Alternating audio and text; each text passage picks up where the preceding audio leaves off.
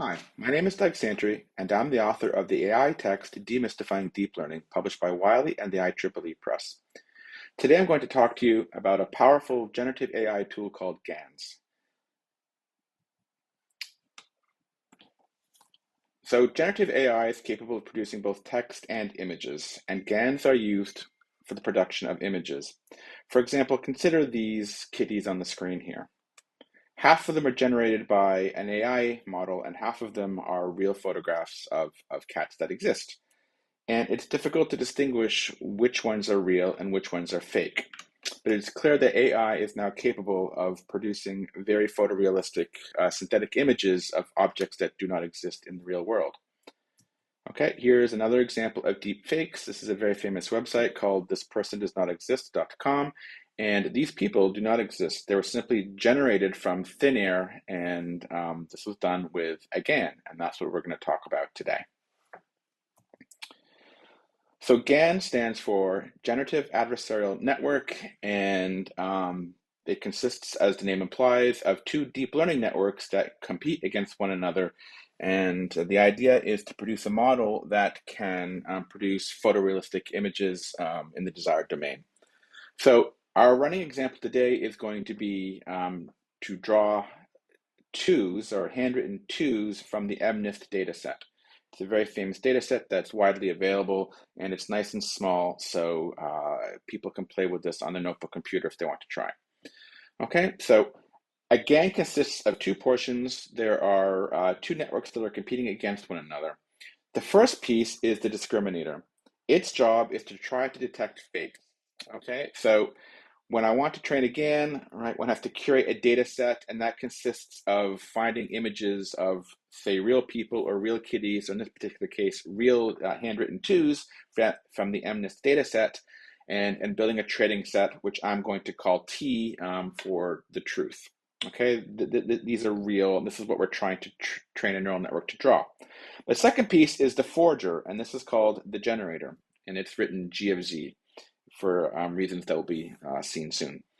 Okay, so the forger and the discriminator are in constant competition as the forger tries to trick the discriminator into believing that what the forger has produced is indeed a handwritten two from the MNIST dataset.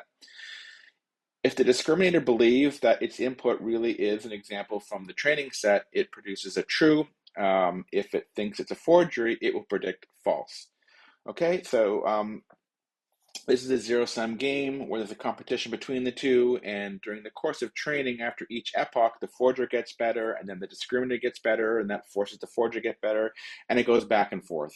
And for that reason, the loss function is not what you might see, because it's not like a normal classifier where the loss just monotonically just grows smaller and smaller and smaller.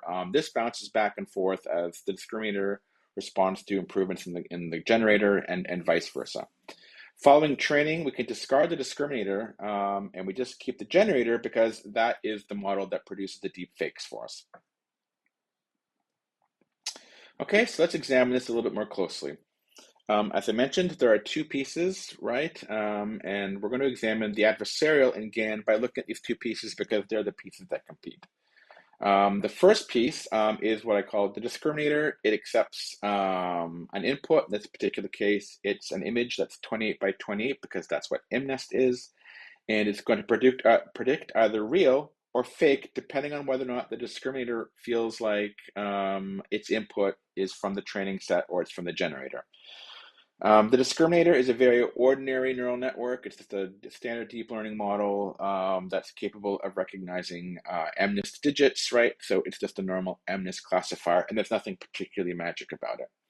Okay, but what might be new, as we'll see later on, is the generator. It's a little bit different, and its job is to manufacture fakes. It's continually trying to improve its output so that it can trick the discriminator into producing or predicting a real or a true, because its output is now of sufficient quality.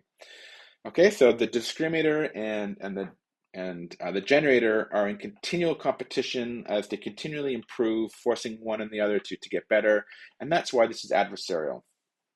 And once training is completed, that is, the generator is now producing sufficiently high quality images, we can stop the training and we can discard the discriminator. It's not required. Okay, so let's look at this a little bit more closely. The discriminator, in our example, is going to accept an image that's 28 by 28, and it's going to produce an output of true or false, whether or not it predicts that the image it has accepted is in the training set or not. Okay, so its domain is a 28 by 28 matrix, and its range is a Boolean of true or false. The forger or the generator is different.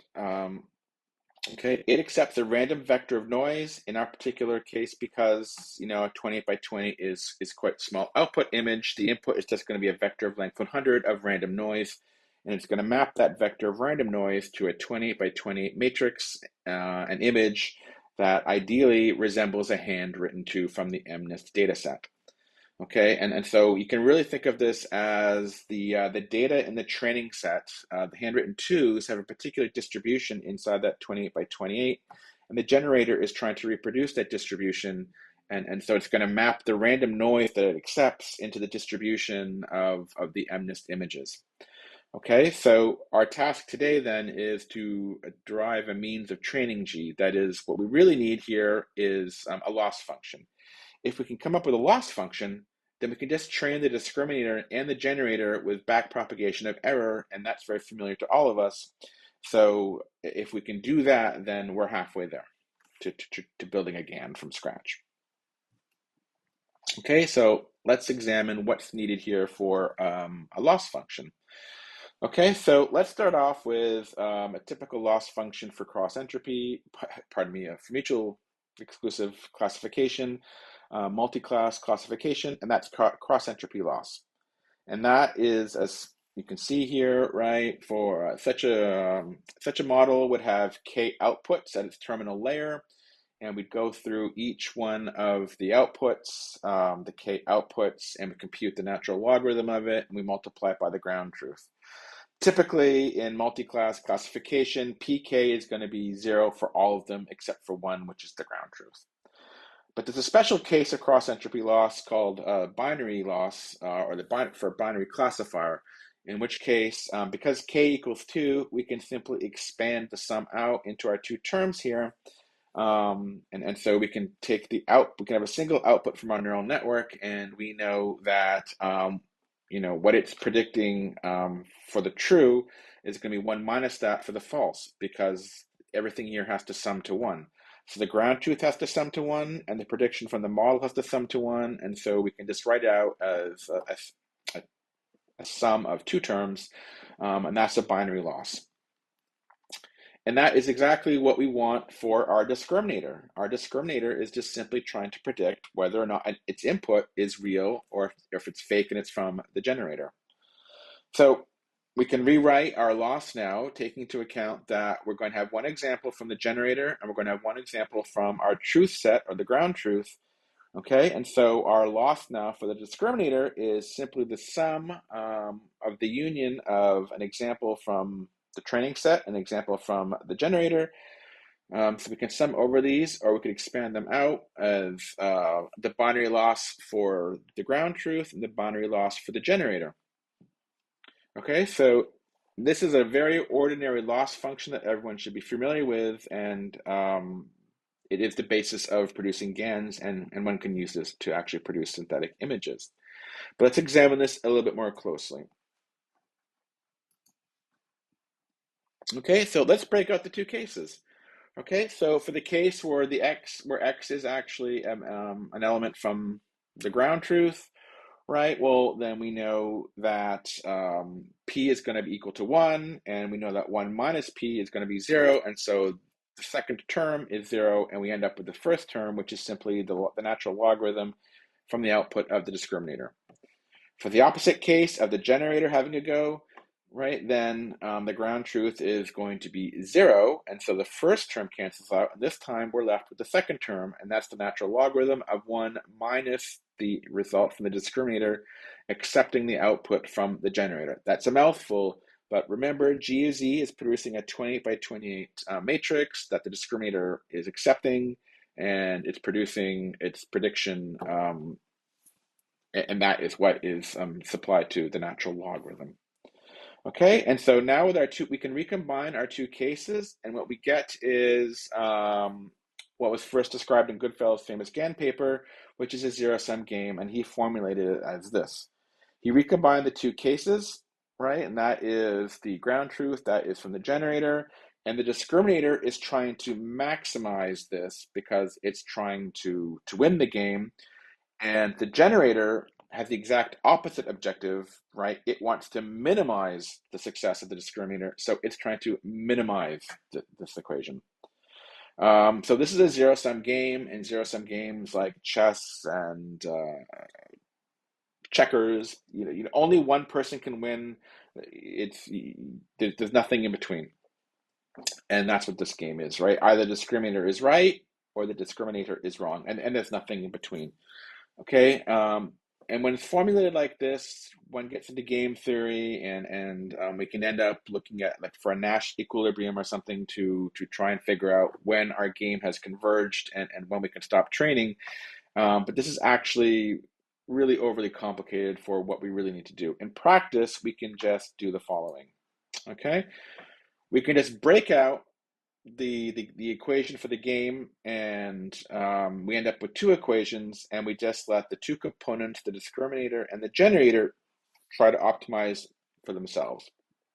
Okay, so this is the full equation that in the previous formulation, the discriminator was trying to maximize. If we put a negative sign in front of it, then the discriminator is trying to minimize this. And this is just an ordinary binary classifier loss function. And with this, we can just train our discriminator, which is an ordinary classifier, with backpropagation of error, and job done. Now, in terms of the generator, right, we just break out what it's trying to minimize, which is basically its loss function with respect to the discriminator. And with this, we again get an ordinary loss function, and we can now use that to train our generator with backpropagation of error. So with these two loss functions, we can actually implement a GAN, and each epoch in the training cycle, right, would consist of producing the output from the generator, randomly selecting something from the ground truth, firing that through the discriminator, taking the results, and working out the losses, and then performing backpropagation of error with the result. So this is really quite ordinary, and all these images that I showed you earlier that are deep fakes, they can be produced with these two equations. Okay, so this is what it would look like. The generator needs input. That input is simply random noise. It's usually uniformly distributed, or can be uniformly distributed. I've chosen the uniform distribution in this case. And so I'm taking numbers between -1 and 1. I'm taking 100 of them, so I'm producing a vector of length 100. I then use that to seed the generator. The generator then returns a 28 by 28 image that it hopes resembles an MNIST handwritten 2. The second image is going to be randomly selected from the ground set, the training set, the ground truth, right? And now I simply evaluate the discriminator for both cases, okay? And I get my two outputs. I get my Y0 and my Y1, and these are the predictions from the discriminator. And now I can simply work out the losses, right? These are just straight from the equation in the previous slide. This is the loss for the generator. This is the loss for the discriminator. And I can now perform backpropagation of error for both models using those losses. It's that simple. And with this basic algorithm, right, it is possible to produce those images that I showed you at the beginning of the tutorial. So it's really quite powerful stuff. Okay, but what do these networks look like? Okay, so let's start with the discriminator, because I want to remind people of what convolutions look like. So a discriminator would typically consist of a convolutional neural network. And so here what we're trying to do is we take a 28 by 28 image, we keep subsampling it down into smaller maps, and then we might shoot it through a couple of fully connected layers of perceptrons until finally it comes out to the terminal layer, where there's a choice of options here. We can use softmax, we can use a sigmoid because it's binary, or we can use a logit. Okay, but this is a neural network that people should be familiar with. There's nothing special with it. We're just taking our convolutions, applying it to the image. Convolutions are sometimes called kernels or filters, and we just keep subsampling it down. Okay, but what does the generator look like? Okay, well, this is what the generator looks like. It accepts noise, and notice how instead of taking an image as the input, the image is the output. It's being produced by the neural network. And it works like this. It takes a vector of random noise, in this particular case of length 100, and it's going to map that to a 28 by 28 matrix that hopefully looks like a 2. And notice that the input is of length 100 and the output is 784, right? Because 28 by 28 is equal to 724. And so the input noise does not have to have the same dimension. That's not how this works. The magic actually happens in this fully connected layer of perceptrons, right? In the smallest case that I think will work, that I've played with in a notebook, is 12,544 perceptrons, and that is going to lead to multiply it by 100, and those are the trainable parameters that are required to learn how to map that random noise into the distributions that look like handwritten twos. Okay, so that's where the magic is. It's using back propagation of error. The learned parameters in this perceptron layer is learning how to turn that noise into the distribution required to produce the two. And then we go backwards. Instead of using a convolution to go to subsample, we're going to use a transpose convolution to upsample. So we're taking our maps, and the input maps are smaller, and they're getting bigger and bigger with each layer until finally we get to our 28 by 28 single image. All right, so in this example, I've got 5 maps followed by another 5 maps, and each time it's getting bigger and bigger. Okay, so what do these transpose convolutions look like? I think this is the one piece that my students are missing when I show this to them for the first time. They're familiar with convolutions and classifiers. It's the transpose convolution that gives them trouble. Okay, so let's just quickly remind ourselves of what a convolution is, right? It's subsampling a map, so it takes an input map, it produces an output map that's smaller, and it works by applying a kernel or a filter to each bunch of the submaps, and it takes a stride, and we apply this filter to this submap, and then this submap, and then this submap, and this submap. And in this particular case, because there's a stride of 1, the 9 by 9 produces a 2 by 2 map, right? And it's computed by taking the matrix here and multiplying it by the individual elements of the submap that's getting mapped out here, right? And here are the equations written out for each element. Now, a transpose convolution works very similarly. It's just going in the opposite direction because we're trying to get bigger maps, not smaller maps. And again, don't forget, these filters are all learnable parameters. And because these parameters are shared, they can also act as a regularization mechanism that makes the neural network more stable. Okay, but here is a transpose convolution. It's upsampling. It's producing bigger maps, not smaller maps. And so how it works is I would take my filter and I apply it to an individual input element, and this input element is multiplied against each element of the kernel, and in the output map, it has a contribution to each one. Okay, so this is 2 by 2, and so that means it's going to be a 2 by 2 over here, and I just basically multiply whatever the value here is against all these values, and I produce the submap, and I do it to each one of them in turn. The stride here again is 1, and this produces 4 different submaps, right? We've got A00, there would be an A01, an A10, and then we have an A11. So once we've done that, we basically sum up all these matrices and we get our final submap, which is upsampled, and it is on the transpose of the convolution. It's producing larger images, not smaller images. And of course, in implementation, it wouldn't be done like this. We would not produce the individual matrices. We would just have a single output matrix, and we would just accumulate as we go along. Okay, so that's a transpose convolution, and that's basically the last piece that most students are missing, and after this, they can actually go out and implement a GAN. Okay, so briefly in summary, GANs can be used to produce deepfake images. They consist of 2 competing deep learning networks. Following training, the generator is retained and the discriminator is discarded. The discriminator is just a standard classifier. It has to learn how to recognize images and distinguish between real and fake. This forces the generator to get better. And everything we talked about today with handwritten twos, etc., can be done on a notebook computer if you want to play with it. I have a Python notebook that you can download if you buy a copy of the book, and that shows you how to build all this stuff. Okay, so this is the book that explains this. It also explains convolutional neural networks and deep learning and backpropagation of error. It's a complete introduction to how all this stuff works. And the GAN paper was first published in Advances in Neural Information Processing Systems. If you Google this information, you can find the original paper, but it is quite dense, which is why I find this tutorial is usually quite helpful, because I break it down and motivate all the equations and the approaches. So thank you very much, and I hope you enjoyed the tutorial.